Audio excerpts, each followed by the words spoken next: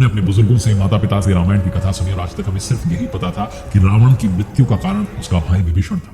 विभीषण ने ही भगवान श्री राम को अपने भाई रावण की मृत्यु का रहस्य बताया था।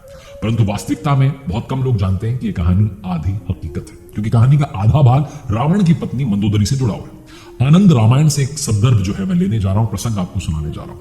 रावण सहित उसके जो दो भाई थे, कुंभकर्ण और विभीषण, उन्होंने ब्रह्मा जी की कठिन तपस्या की थी, उन्हें प्रसन्न किया था। और जब ब्रह्मा जी तीनों भाइयों की कड़ी तपस्या से प्रसन्न होकर उनके सामने प्रकट हुए तो रावण ने ब्रह्मा जी से अमरता का वरदान मांगा था।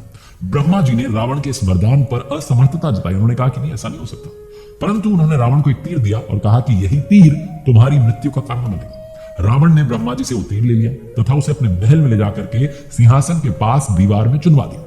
जब भगवान श्री राम और रावण का युद्ध चल रहा था तब भगवान श्री राम द्वारा चलाया गया हर बाण रावण के ऊपर असर नहीं दिखा रहा था। रावण का सिर जैसे श्री राम अपने तीरों से काटते थे, रावण का एक नया सिर जो है स्वयं उत्पन्न हो जाता था। भगवान श्री राम को जब लगने लगा कि रावण का वध कर पाना असंभव है, ठीक उसी समय विभीषण भगवान श्री राम के पास आए और उन्होंने रावण की मृत्यु का रहस्य बताया और कहा कि प्रभु, रावण की नाभि में अमृत का कलश है जिसे ब्रह्मदेव के विशेष तीर द्वारा ही फोड़ा जा सकता है।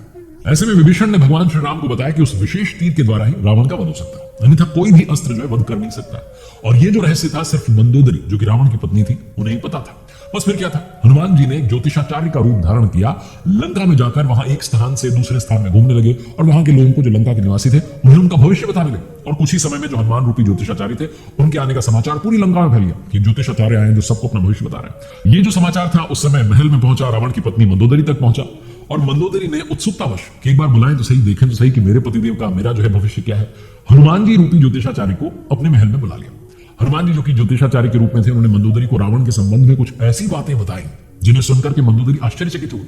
और बातों ही बातों में हनुमान जी मंदोदरी को रावण के संबंध में जो वो ब्रह्मा जी से वरदान के रूप में तीर मिला था उसके बारे में उन्होंने बता दिया। साथ ही साथ हनुमान जी ने यह भी बताने की कोशिश की कि जहां आपने वो तीर रखा है वो सुरक्षित नहीं है, वो बाण सुरक्षित नहीं है। हनुमान जी चाहते थे कि मंदोदरी किसी भी तरीके से उस बाण का स्थान बता दे। मंदोदरी पहले तो ज्योतिषाचार्य को आश्वस्त करने की कोशिश करती थी कि नहीं, वो तो बहुत सुरक्षित जगह पर रखा हुआ है, लेकिन हनुमान जी की वाक्पटुता की वजह से मंदोदरी ने बोल दिया कि वो जो बाण है रावण के सिंहासन के सबसे पास वाले स्तंभ के भीतर दीवार में चुनवाया गया। ये सुनते हनुमान जी अपने असल स्वरूप में आ गए और जल्दी से वो बाण लेकर के भगवान श्री राम के पास में पहुंच गए। राम जी ने उसी बाण से फिर रावण की नाभि पर वार किया और इस तरीके से रावण का वध हुआ।